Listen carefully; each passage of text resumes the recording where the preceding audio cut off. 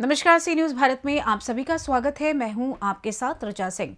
खबर कन्नौज से है, जहां पहुंचे सपा महासचिव शिवपाल सिंह यादव ने भाजपा पर बड़ा हमला बोला है। उन्होंने पत्रकारों से बात करते हुए कहा कि ईडी सीबीआई का भय दिखाकर भाजपा विपक्षियों को तोड़ने का काम करती है। वहीं इंडिया गठबंधन में बिखराव के सवाल पर शिवपाल ने कहा कि गठबंधन मजबूती से लड़ेगा। वहीं इस दौरान स्वामी प्रसाद मौर्य के बयानों को उनकी निजी राय बताकर शिवपाल यादव पल्ला झाड़ते हुए नजर आए। शिवपाल यादव ने भाजपा को हराने के लिए सभी दलों से इंडिया गठबंधन में शामिल होने की अपील भी की।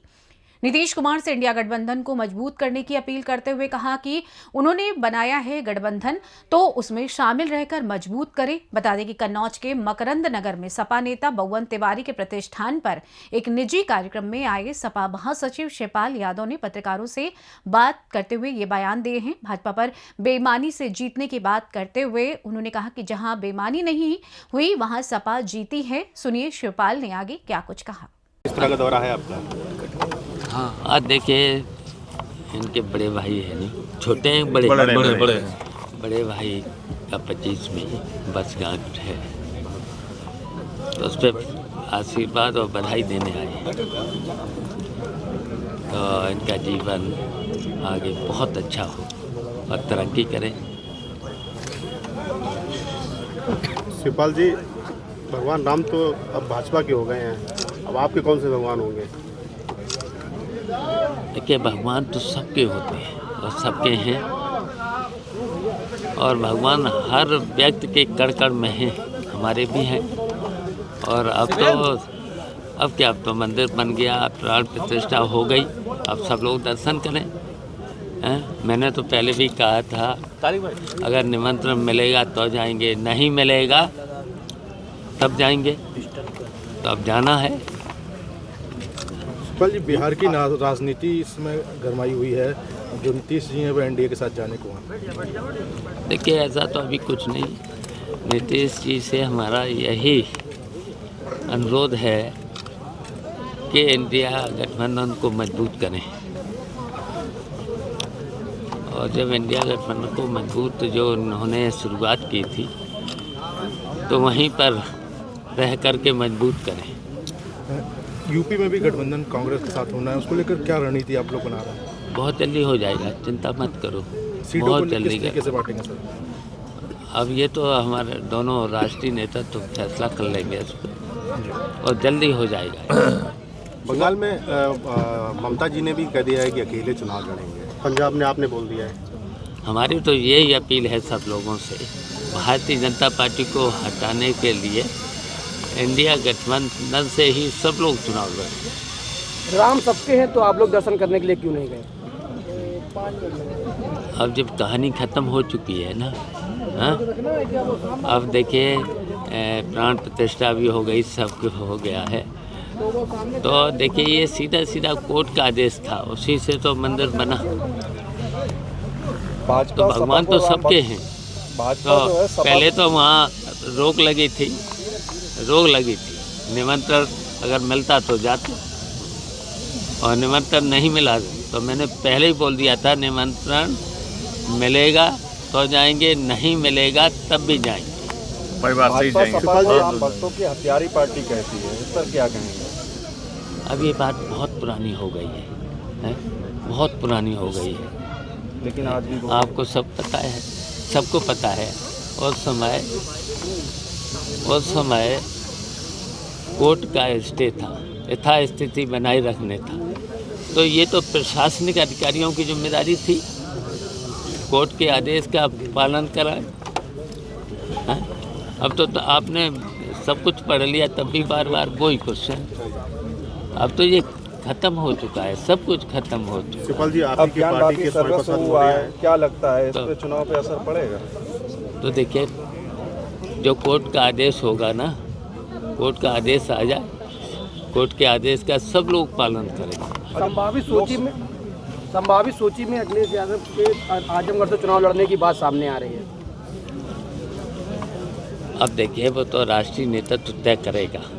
वैसे तो वो घोषणा तो यहीं से कर चुके हैं, कन्नौज से लड़ने की घोषणा कर चुके हैं, तो उस पर क्या सवाल है। लोकसभा चुनाव में भाजपा को रोकने के देखिए लिए क्या रणनीति होगी? देखिए भारतीय जनता पार्टी हर स्तर से बेईमानी करना चाहती है और करी है चुनावों में सब में बेईमानी, और जहाँ जहाँ बेईमानी हुई नहीं हुई है वहाँ जीते। अभी मैनपुरी का चुनाव हुआ था, नहीं बेईमानी कर पाई। अभी हुआ तो घोसी का चुनाव, कितने से भारतीय जनता पार्टी हारी।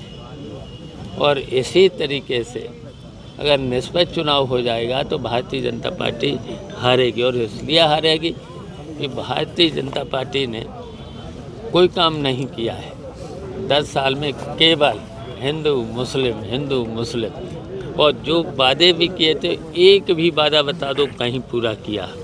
बताओ कन्नौज में कोई काम हुआ है इस सरकार में? और समाजवादी पार्टी में अखिलेश यादव की सरकार में या नेताजी की सरकार रही है, बताओ कितने काम हुए?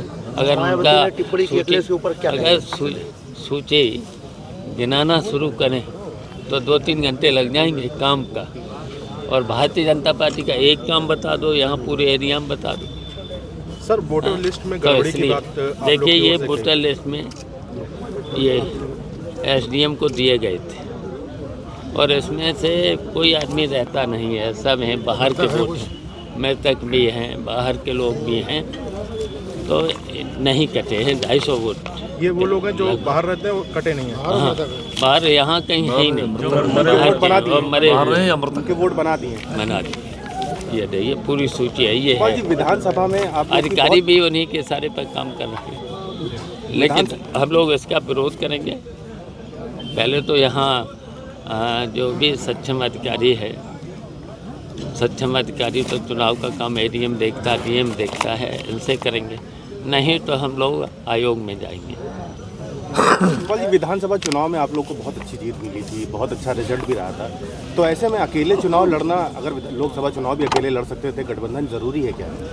नहीं, जरूरी है। भारतीय जनता पार्टी को इसमें जरूरी है, भारतीय जनता पार्टी को हराने के लिए एक होकर के भारतीय जनता पार्टी को हराना जरूरी हो गया है। मायावती जी देखिए, ये संविधान को मानते नहीं, कानून को मानते नहीं, अदालत को मानते नहीं, अब तो सब पे कब्जा। ईडी और सीबीआई का प्रयोग करते हैं, हर चीज़ में सबको धमकाने का काम करते हैं। दिल्ली के मुख्यमंत्री केजरीवाल ने एक ट्वीट किया है, कहा कि दिल्ली की सरकार को बीजेपी गिराने की कोशिश कर रही है, जो उनके विधायक हैं उनको धमकाया जा रहा है। नहीं, वो तो हर जगह भारतीय जनता पार्टी ने ईडी, सीबीआई और हर तरीके से विपक्ष के लोगों को तोड़ने का काम भारतीय जनता पार्टी करती है, धमकाने का काम करते हैं। दिल्ली के मुख्यमंत्री केजरीवाल ने एक ट्वीट किया है, कहा कि दिल्ली की सरकार को बीजेपी गिराने की कोशिश कर रही है, जो उनके विधायक हैं उनको धमकाया जा रहा है।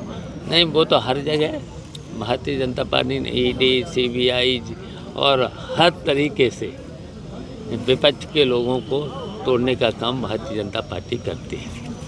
शिवपाल जी, कहीं ना कहीं इंडिया गठबंधन जो जिस तरह से एक रफ्तार से शुरू में खड़ा हुआ था, उसी रफ्तार से अब धीरे धीरे दरक रहा है, तो ऐसे में लगता नहीं कि जो पुराने लोग हैं उनकी उपेक्षा की जा रही है? नहीं, ऐसा कहीं नहीं, ऐसा कहीं नहीं। और इंडिया गठबंधन ही मिलकर के चुनाव ये 2024 का लड़ेगा, मजबूती के साथ लड़ेगा और भारतीय जनता पार्टी को हराएगा। अरे यार, उनकी बात छोड़ो, उनकी बात छोड़िए। गिरगिट है तो अब कह दो तो ठीक नहीं, उनको कुछ कह दो तो ठीक नहीं। अब हम कहना नहीं चाहते उनके बारे में कुछ, उनके बारे में पूरा प्रदेश जानता है, अब हम कुछ नहीं कहना चाहते। शिवपाल जी, आप ही की पार्टी के एक नेता हैं स्वामी प्रसाद मौर्य, वो लगातार अभी उन्होंने एक भाषण दिया था, उसको लेकर भी अच्छा, उनका देखिए व्यक्तिगत, लेकिन आप ही के पार्टी के एक बड़े नेता ने भी वो कहा है कि वो कहीं ना कहीं बीजेपी के एजेंट के रूप में काम कर रहे हैं। देखो, उनका व्यक्तिगत है, जो भी बोलते हैं व्यक्तिगत बोलते हैं, नुकसान तो हम लोगों ने तो कई बार बोल चुके हैं। सर, ऐसा नहीं लगता कि इन सब बयानबाजी से नुकसान समाजवादी पार्टी का हो रहा है? देखिए, बहुत सा नुकसान को हम लोग पूरा करेंगे, नुकसान नहीं होने देंगे, और जनता भी समझती है ना, हैं? पहले तो वो बीजेपी में ही थे, बीजेपी से ही तो आए हैं समाजवादी पार्टी में, तो कुछ उनको वही है बीजेपी वालों जैसे। कयास ये भी लगाए जा रहे हैं कि जैसे ओम प्रकाश राजभर चले गए, दारा सिंह चले गए, ऐसे स्वामी प्रसाद मौर्य भी वापस बीजेपी में रिटर्न हो जाएंगे, नुकसान पहुंचाने के लिए। ये उन्हीं से पूछना, वही बता पाएंगे, उसके बारे में हमारी तो बात अभी हुई नहीं उनसे। और निमंत्रण नहीं मिला तो मैंने पहले ही बोल दिया था निमंत्रण मिलेगा तो जाएंगे, नहीं मिलेगा तब भी जाएंगे। भाजपा सपा को राम भक्तों की हत्या। कन्नौज से सी न्यूज संवाददाता सीबू सैनी की रिपोर्ट। फिलहाल इस खास खबर में बस इतना ही। देश दुनिया की तमाम खबरों की जानकारी के लिए आप देखते रहें सी न्यूज भारत। हर खबर आपके साथ, आपके हाथ।